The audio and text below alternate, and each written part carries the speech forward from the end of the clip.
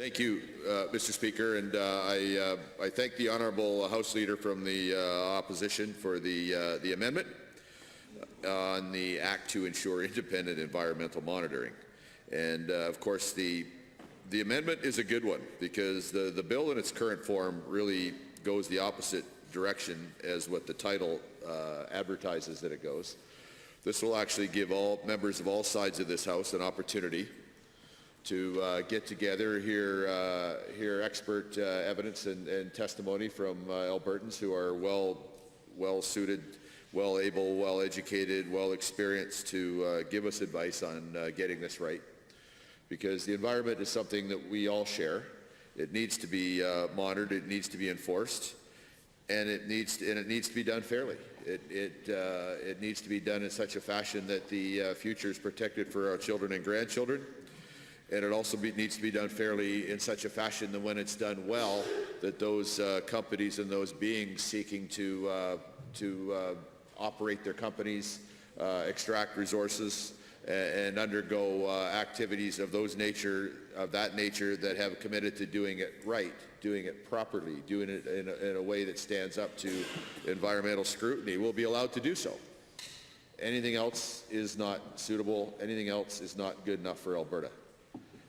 This amendment will actually give us a chance to get advice from people that will put us, I think, in a better position to have an environmental monitoring effort and organization and agency that can accomplish that, Mr. Speaker.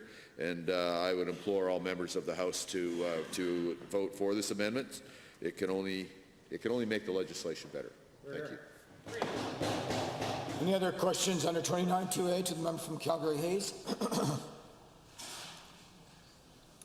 West Yellowhead. It's under 29.2a. Yeah.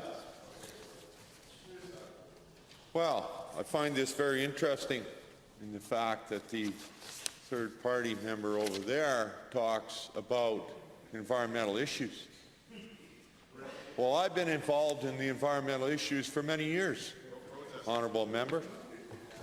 And I'll tell you that your record on the environment was probably down around in the category of an F.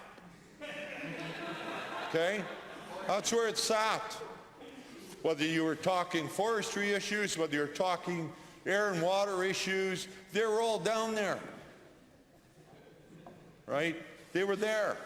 I've argued with environment ministers over the years on these things. So I would like to know exactly what your comment on that is. Sorry, Mr. Speaker. But I would like to know exactly what his comments on that are. Calgary-Hays.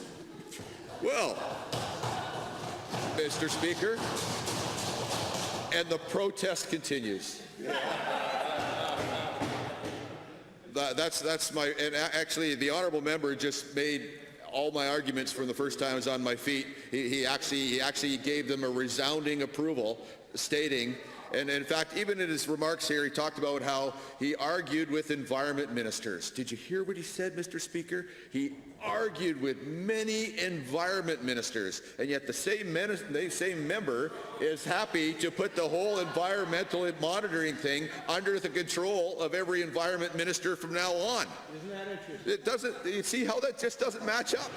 Mr. Speaker, do you just see how exactly opposite of what is right the honourable member just demonstrated for this entire House? There's a bill here that says to put the Environmental Monitoring Agency under the direct control, not only of this environment minister, which I or the House may or may not agree with, or may agree with. There's different opinions, I'm sure, in the House about how much we agree with this environment minister.